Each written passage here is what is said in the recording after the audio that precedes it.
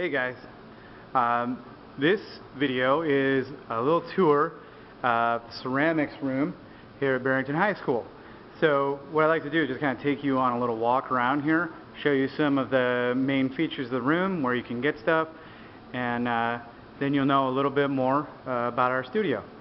So first things first, this is where we store our clay. This is over here next to the glaze lab. Look in here, see all this awesome, beautiful clay. I keep it at perfect wetness for you guys. So when you throw back your clay, always make sure you throw it back hard into the bin, even give it a couple sprays. Right next to it, there's a bucket of reclaim.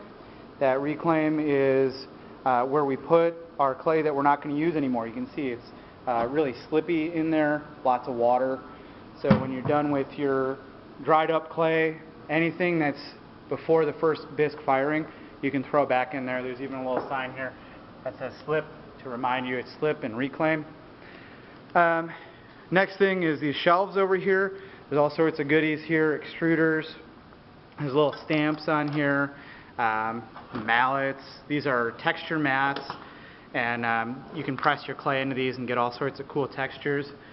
Up here we've got these little rotating trevets where you can put your projects on there. Be careful because the bottoms come off these ones, and people pick them up all the time and drop them on the floor, and everyone will turn around and stare at you. Up above that there's some rolling pins if you want to roll your clay flat. So that's pretty much that area.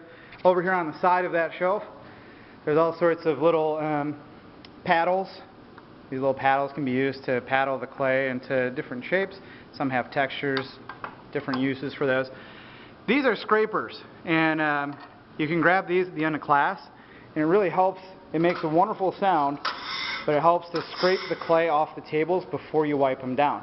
Those scraps are probably pretty dry, so you want to throw them over there into the reclaim bin. Awesome.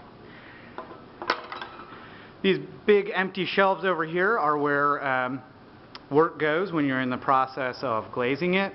You can see I've got some pieces up on the top here, stir sticks over on the side. We'll cover that when we get to the glazing tour. There's a quick snapshot of the glaze area. There's some sinks over here. I'm not going to cover glaze in this video or the glaze area. I'll save that for a future video. All of our sinks are designed to take a certain amount of clay. I wouldn't throw giant chunks of clay in here. A lot of paper towels can get caught in here and cause the sinks to clog. But we have these special traps underneath the sinks that catch all the extra clay. Just don't throw a ton of it down in there. At the end here we have some loaner spray bottles. If you forget a spray bottle or you can't find one, you're free to grab them. Just put them back at the end of class. Some pinch cups for holding different slips or reclaim. In this little area we've got some sprig molds. You can press things into these molds. Pretty cool. And use those as decorations or make your own. Okay. Going over here, these big cabinets have a bunch of little hints on the outside of them. Some slab construction. These are pretty informational. Not everything on them is how I would do it, but it's a good reminder. Hump molds, wedging, that's nothing. Above that, some cool examples. This is where you store your work. Typically you wrap your clay up and you put it in one of these cabinets. I have them all marked on the outside and on the inside. 8th hour, this one is 6th hour, 2nd hour. We got a big mess over here. I call it my desk. You can see it's not very tidy. All sorts of shared tools over here. These are a bunch of shared tools on the front of my desk. We've got scissors. All of these are little tiny smoothing tools. We'll have a different video on how to use all these.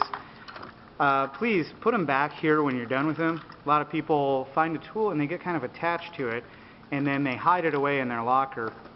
We never see it again. These little cards are great. As someone that worked at Jewel brought a bunch of these in. These can be cut up into all sorts of different clay working tools. Really cool. Hand sanitizer, a weird ladybug and a pig thing. Band-aids. If you cut yourself, you need a Band-Aid. That's where to go. Okay, my computer. Sometimes I sit here. Here's the 7th hour cabinet. These two cabinets are for AP and advanced level work. You can see there's still some stuff in here. This is typically what it looks like. Wrapped up work, wrapped tight. Make sure it stays wet.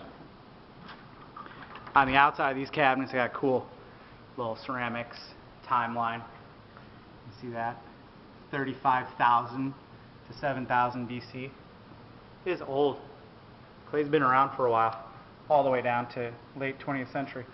This is a cool little poster here showing profiles of pots. Can give you some inspiration when you don't know what to build. Over here we got some books. I got all sorts of cool books. These are the 500 books. Let's say you're making a bowl and you're not sure what to do. You can cruise through here for some inspiration. Some really beautiful ideas in here. So never worry about what you should do. Vases, animals, more cups. These are all books. Ceramics Bible, Potter's Complete Studio. Oh my gosh. If you read all these books, you could probably teach the class, huh? I haven't even read all these books and I teach the class. Look at, there's a whole wall of college stuff. College, where we got? K-State. There's a little NCECA poster. Yes, you can do this. More inspirational type stuff. This is another AP cabinet.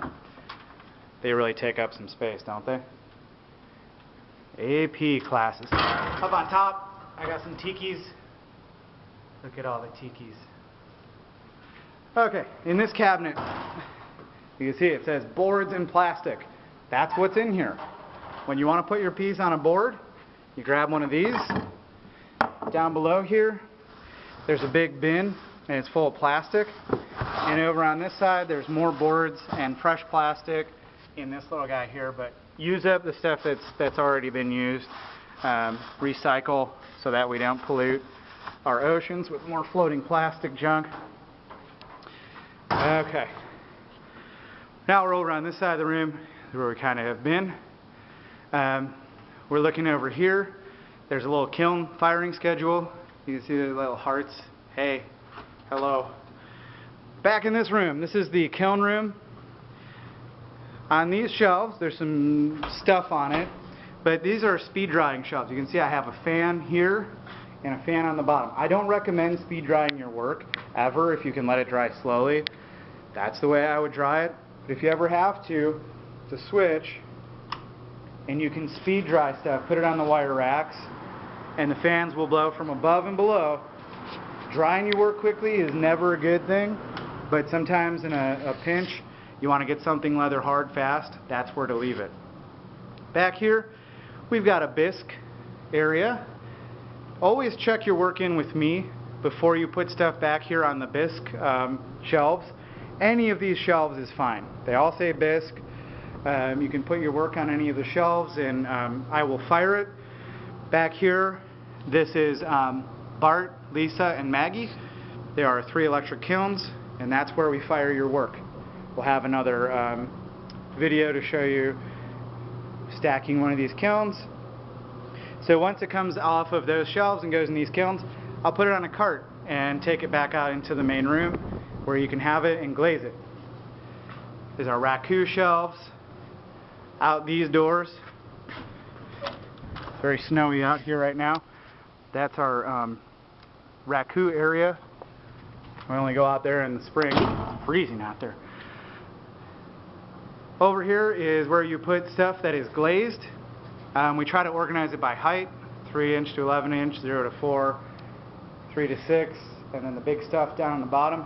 So when you put stuff back here, try to put it on the shelf that it will fit on the easiest. That makes the kiln stack go a little bit faster. These are posts. I use those. You'll see them again in a future video of how to stack the kiln. If you're doing Cone 5 work, and this is for advanced students mostly, Cone 5, 6, and luster, you'd want to put it over on these shelves. It's a big sign to tell you that. And then over here, our in progress area where we have our glass kiln. It's right there. These are our two gas kilns. One's an Alpine, the other one's Siggy. This is where your work will go. The last step, after you've bisked it, after you've glazed it, we stack it up in here, and when you get it back, it's glazed and ready to be used. Back out in the main room. More sinks over here. These are the two carts that you will find your work on after bisque and after glaze. This cart right here is for glazed work. You can see there's a few pieces out here that have been glazed and left behind at the end of last semester. Another piece. And then this cart is where you will find all of the bisqued items. So look for your work on here. That's when it's time to take it over to the glaze area. Real quick, back here is our clay mixing area. All of our clay is made with these three parts. We've got a ball clay, fire clay, and our Cedar Heights. They go into this mixer, and then our clay ages. We try to age our clay about 3 weeks before it comes out to you guys. I got some backup boxes. You guys need to bring your own boxes. We run out fast. In this area is where we glue. We got our glue, and look at it, it's a mess. Always cap this glue back up, please. Dries out really fast. Got a bunch of tools over here. A little easy bake oven for polymer clays. This is a grinder. We'll have another video on how to grind the bottom of your piece if you get some glaze on it. Got a sandblaster. And over here are all our chemicals for mixing glazes. So that's the big grand tour of the room. Hopefully after watching this video you have a little bit better idea of what's in the room, and you know, as a level 2 you get to go over here and do some wheel throwing. We'll have a different video for that, but that's about it for now. Thanks.